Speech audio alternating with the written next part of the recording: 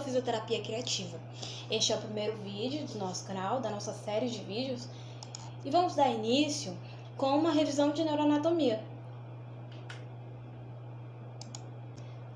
O sistema nervoso pode ser dividido de diversas formas, como por exemplo, com base em critérios anatômicos, funcionais, embriológicos, com base em segmentação ou metameria, mas frequentemente os critérios anatômicos são os mais utilizados nessa divisão.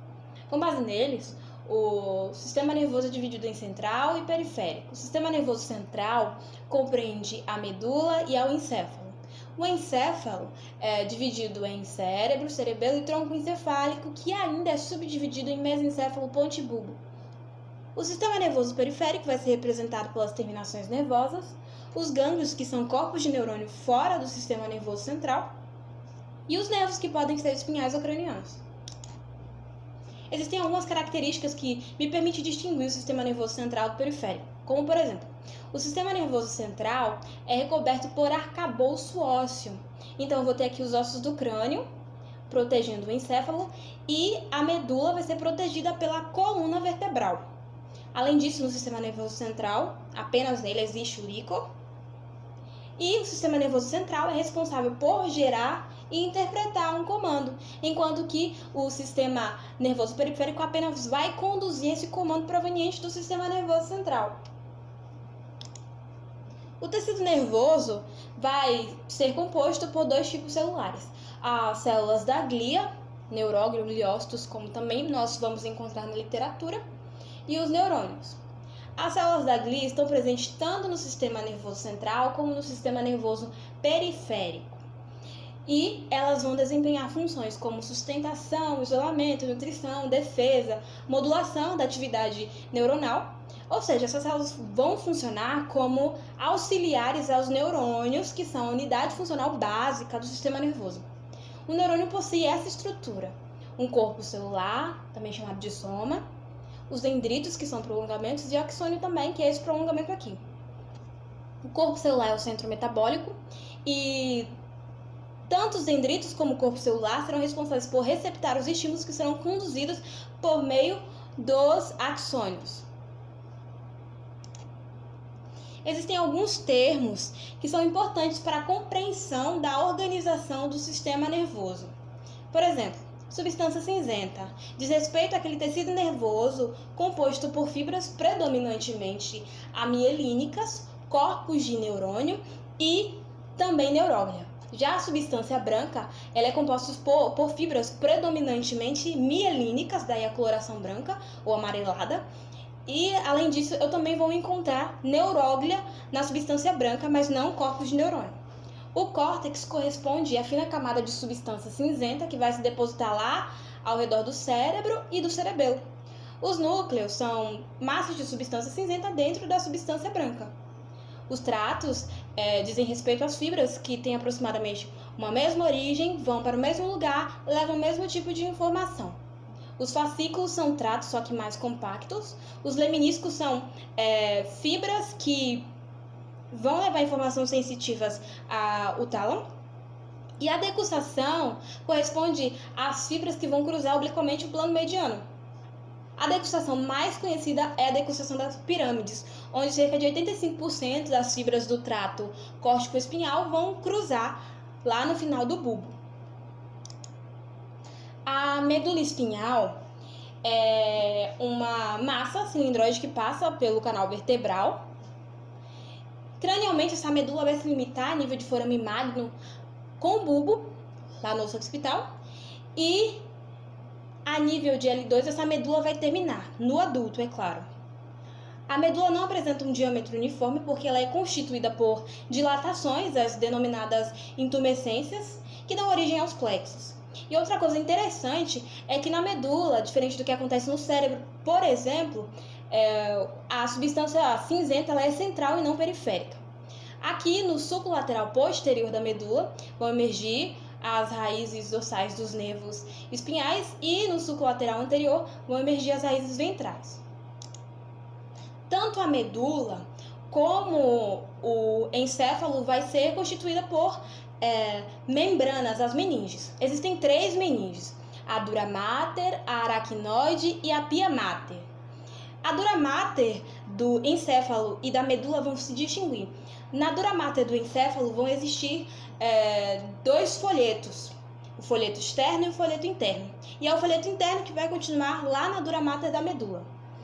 Entre os ossos do crânio e a dura mater, e entre a dura mater da medula e o periósteo do canal vertebral, vai existir o espaço epidural ou extradural. Entre a dura mater e a aracnoide vai existir o espaço subdural, e entre a aracnoide e a pia mater, que é a membrana mais interna, vai existir o espaço mais importante, o espaço subaracnoide, que é o espaço que contém líquor. E esse líquor basicamente confere a proteção mecânica ao sistema nervoso. A medula vai ser percorrida por fibras que sobem e descem, as chamadas vias descendentes e as vias ascendentes. As vias descendentes correspondem às fibras que têm origem lá no córtex ou no tronco encefálico e termina fazendo sinapse com os neurônios da medula. Já as vias ascendentes são as fibras que penetram pela raiz dorsal dos nervos espinhais e trazem informações aferentes de todas as partes do corpo. Essas vias descendentes podem ser divididas em sistema medial e lateral, e já as vias ascendentes em funículo posterior, anterior e lateral. O nome funículo remete à substância branca de lá da medula. O tronco encefálico é a estrutura que está interposta entre o diencéfalo e a medula espinhal. Ele é composto por mesencéfalo, ponte e bulbo, como nós já havíamos comentado. O mesencéfalo é a estrutura mais cranial do tronco encefálico e é atravessada por um estreito canal, o arqueduto cerebral, que vai permitir a comunicação do terceiro com o quarto ventrículo. A ponte, assim como o bulbo, vai estar localizada ventralmente ao cerebelo, e na superfície da ponte vai existir o sulco basilar, onde vai acontecer o alojamento da artéria basilar. O bulbo, que é a estrutura mais caudal do tronco encefálico, é uma continuação da medula e é nele que vai ocorrer lá a decussação das pirâmides. Já havia comentado no começo do vídeo. Além disso, o tronco encefálico ele está muito relacionado com funções vitais, pressão arterial, respiração, batimentos cardíacos e a reflexos. O cerebelo é um órgão ímpar e o termo vem do latim, significa pequeno cérebro. O cerebelo, assim como o cérebro, vai possuir lóbulos, sulcos e um córtex. Ele está localizado ventralmente ao tronco encefálico e, apesar de ele ser constituído por sulcos, lóbulos, assim como o cérebro, ele vai ter características próprias que vai permitir diferenciar ele do cérebro. Ele está muito relacionado com a manutenção da postura, equilíbrio, coordenação dos movimentos e aprendizagem motora.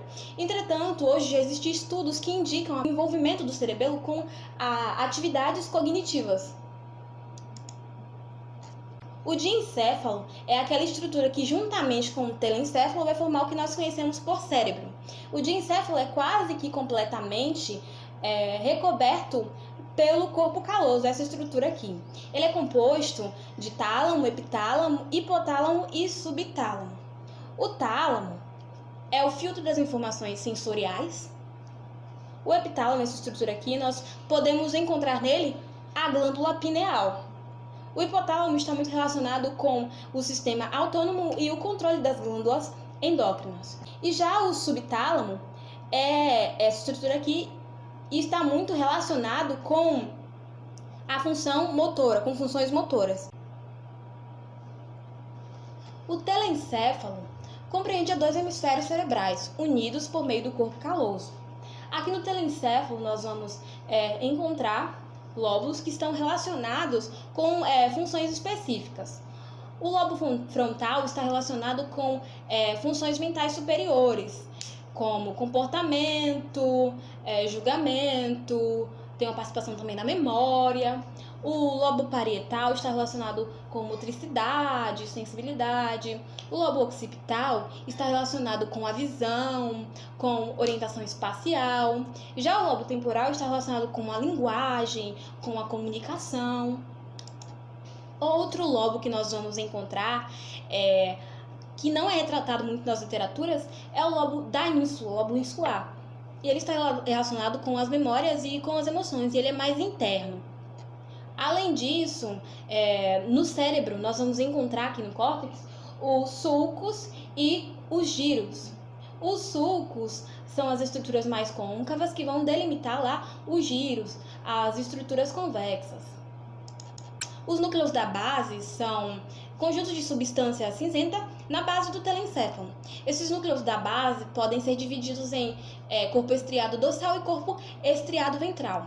As estruturas, principalmente do corpo estriado ventral, estão muito relacionadas à motricidade.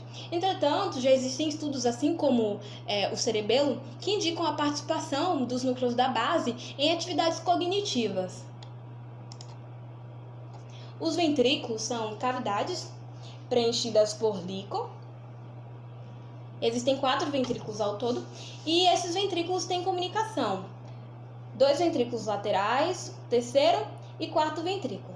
Os hemisférios cerebrais permitem a formação dos ventrículos laterais. O diencéfalo, as estruturas do diencéfalo vão permitir a formação do terceiro ventrículo. E o tronco encefálico permite a formação do quarto ventrículo. O quarto ventrículo ele vai continuar como estreito canal lá na medula, o canal central da medula. O sistema límbico corresponde ao conjunto de áreas específicas que estão relacionadas com as emoções. Os nervos são cordões, são fibras que vão se projetar para fora do sistema nervoso central e podem ser espinhais cranianos. Os nervos cranianos existem em 12 pares, sendo que 10 desses 12 pares vão emergir lá do tronco encefálico. Além disso, os nervos espinhais existem em 31 pares. A raiz dorsal desses nervos é sensitiva ou aferente e a raiz ventral é motora ou eferente. Existem 8 pares de raízes cervicais, mas você pode perguntar por que existem 8 pares se a gente tem 7 vértebras cervicais? Porque o primeiro par vai emergir acima da vértebra. Existem 12 pares de raízes torácicas, 5 pares lombares, 5 pares sacrais e um par coxígeo.